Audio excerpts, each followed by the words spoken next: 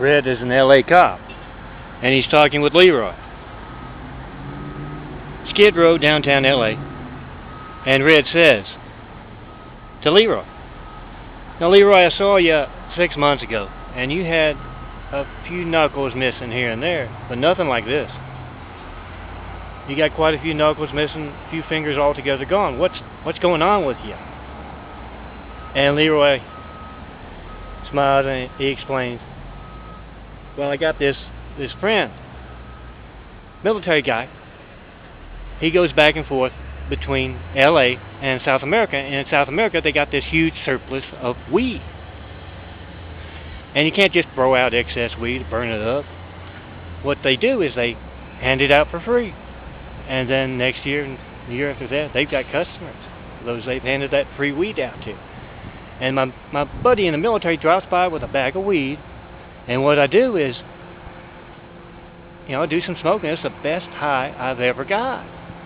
I go to sleep, and when I wake up, there's an X on one of my knuckles.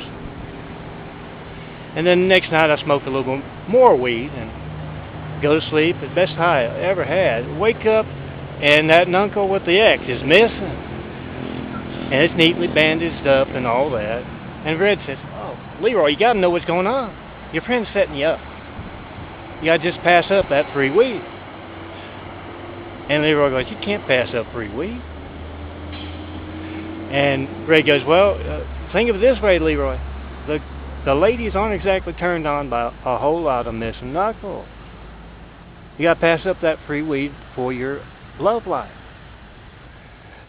And Leroy kind of laughs and he says, "Oh, Red, that's the first thing that got that big red X on it. I don't have to worry about that anymore. Guys, I'm Stone Cold John Melton Brady, the one and only. Remember, the military pit bull project's out there doing that thing with the dangerous parasites, making sure their hatred is not passed along to the next generation. But there's also the weed whackers.